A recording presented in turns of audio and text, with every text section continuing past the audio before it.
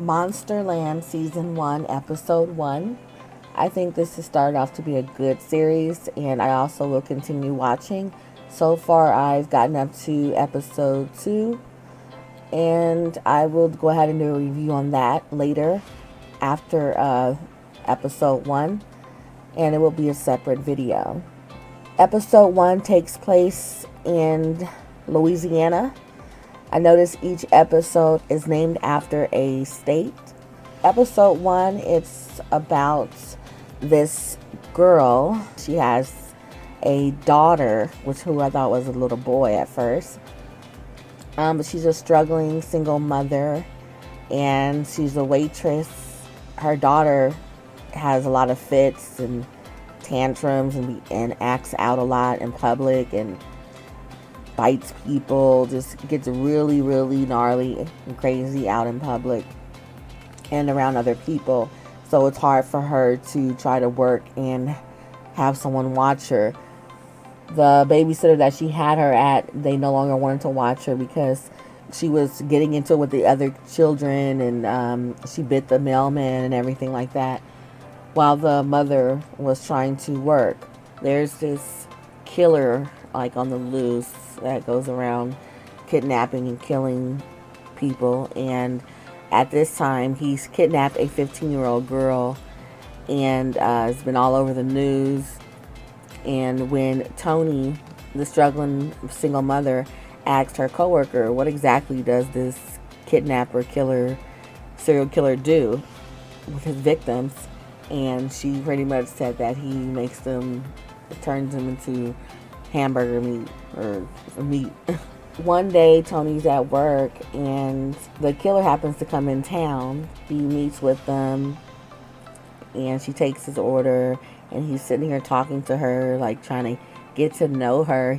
I guess he's seen something in her, because he seems like he wants to open up to her and start, a whole conversation and everything. And first I'm thinking, oh my god, she's gonna be his next victim. But after he was talking to her and everything, it just seemed like he had a different motive. So, and he was offering her money even though she really needed it. But I liked the way how she stood her ground and had like that whole attitude towards him, like she didn't play no games. And I think he liked that about her, so he didn't see her as a victim. So while he's in the town, though, he does need a place to stay, but there's no hotels or motels around.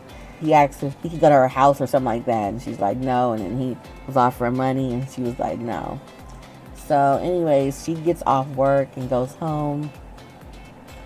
Oh, before that, though, the babysitter that was watching her daughter brings her daughter to her job because her daughter ended up biting the mailman, and she said, I cannot handle your daughter no more. She was going to let her stay there for at least to the end of the week, but she was like, not anymore. Like, your daughter's too much. So I guess she ends up going home early.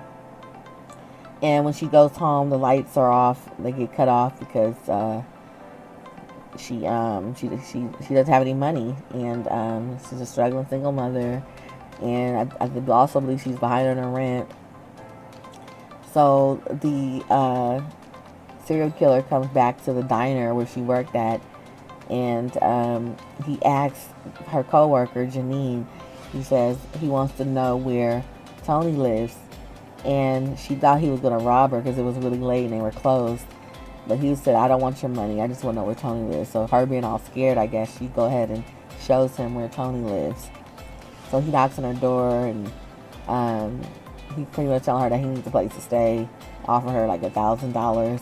She ends up letting him in, and she ends up also having sex with him.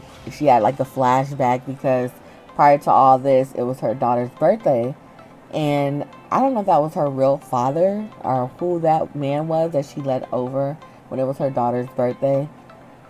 But she let him over, and the whole time the guy had like a whole attitude, like he was irritated and he didn't want to be bothered with. So I'm like, who is this guy? Is this the father or what? And he was like, I thought it was a boy because he got her a water gun. So he thought her daughter was a boy, and the daughter name is Jack too. So yeah, so he ends up wanting to have sex with her, but the daughter's up and she's like, "Mommy, I want a bath first, like I always do." So it's like, all right. So she goes ahead and give her a bath. She lets the guy watch her daughter while she's taking a bath. The girl's probably like, I want to say maybe like 5 or 6 years old, but she lets the guy watch her daughter while she's taking a bath, and the daughter starts screaming all of a sudden out of nowhere, and Tony runs back in the bathroom to see what's going on, and she see that he was doing something with her daughter. They didn't show exactly what he was doing. I didn't get to see exactly what he was doing, but I guess he was bothering her, irritating her. So then the girl starts shooting him with the squirt gun, and as she's shooting him, he's like, "Stop it, stop it!" She keeps shooting him, and then he slaps and flings the little girl to where she flies into the bathtub water, back into the bathtub water. And Tony's like, "Don't, hit my daughter," whatever. He ends up hitting her, knocking her down to the floor, and then he ends up running out of there. So a few seconds go by. Tony wakes up from being unconscious and finds Jack, her daughter, face down in the bathtub, drowning. She pulls her out. A miracle happens. She ends up coughing, and gagging up the water so she doesn't die. Oof, I was like, oh my God. I thought she was going to die there. I couldn't believe it. But I'm like, who is this guy anyway that she let into her home? Like, come on now. So anyway, I say all that to say because she was supposed to try to go ahead and have sex with him after she gave her daughter a bath, but that didn't work out because he ended up, like I said, leaving and causing all that ruckus. So when the serial killer came over and he was taking a shower in her house, she went ahead and hopped in the shower with him and went ahead and had sex with him. So she was curious though the whole time about this guy. She's like, she knows he's lying to her, and she's like, what's in your trunk, and asking him all these questions, and he's like ignoring her, ignoring those questions. So while they're in the bed and he dozes off to sleep supposedly, she goes out to his car and opens up his trunk. She sees all these boxes, and all these boxes have all these girls' names on them. And then while she's looking at the boxes, here he comes, of course, and startles her. And he's telling her, go ahead and pick a box. And she says, okay. So she picks a box. She opens the box. She can't believe what she sees in the box. She starts like gagging and throwing up. It must have been like, it must have been one of the girls chopped up or something to like the hamburger meat or whatever that the girl, her coworker, was telling her, and that's how he leaves his victims. He pulls out a knife. He starts to cut around his face like in a circle, like he was taking off his skin, and then he starts peeling it off, and he turns into like somebody totally different. So he had like a face on top of a face. Really gross. And he was just wearing it as the mask. And then it goes to like her waking up on her sofa, and there's a woman in her house. And the woman is him. So he can pretty much change all these, he can change himself into whoever he wants.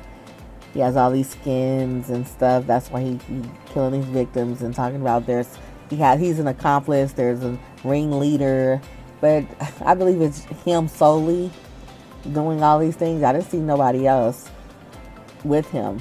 So all the beans to her about what's going on with him and how he does this, and there's like some weird supernatural thing going on to where he can just put on the skin and become that person. And while the whole time he was there, and even when he met her in the diner, he kept asking her, what do you want to be when you grow up?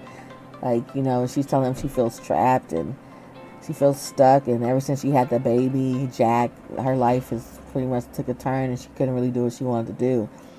And also it showed that throughout the movie, every time Jack had a fit, she couldn't really handle it. It was really getting to her. She didn't want to really deal with it. She loved her baby, but she didn't want the baby. And, she didn't have no support or help or anything. So she, and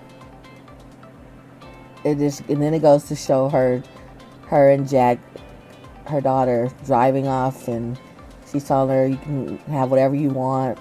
I'm thinking, okay, maybe she's leaving the town. She got that $1,000 from letting the serial killer stay at her house. So now she's like, about to start over a new life. And so they're driving on the road. They end up at some place to eat. And while they're eating there, Tony's talking to this lady and making up all these lies to her, like saying she's a nurse and she does this and that. And,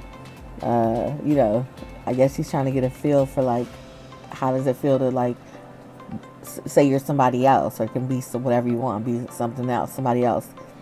So then it shows right after she's talking to the lady, Jack starts having a really loud fit and going crazy in the food place. And then it shows her in the car just crying and, like, again, like, she can't take it. Like, she's just ready to give up on her daughter. And she sees this lady in this newer luxury car, and the lady happens to leave her windows down and doors unlocked, and she leaves. And she sees this lady, and I'm assuming she's thinking Jack could have so much of a better life, or somebody else can take care of her, in a better position and deal with it. So she's sitting there debating with herself, contemplating, and she ends up taking her daughter out of the car while she was sleeping and putting her in the back seat of the lady's car while the lady was gone in the store. And she places the $1,000 on her daughter's lap as she slept. So I guess for the lady that's going to be taking care of her to say, here's something. She just leaves her daughter and she sits, then she goes back to her car and waits for the lady to come back. And the lady came back, and they don't show what happened with that, but they show just her saying, okay, like, my daughter is going to be taken care of, I guess. And she ends up leaving, I guess, starting off her new life without her daughter and all the headache and trouble she was going through trying to raise her.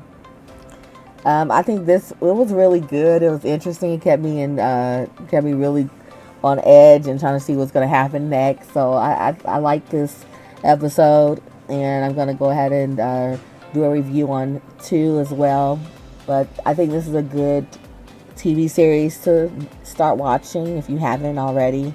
Like, subscribe, and leave a comment below.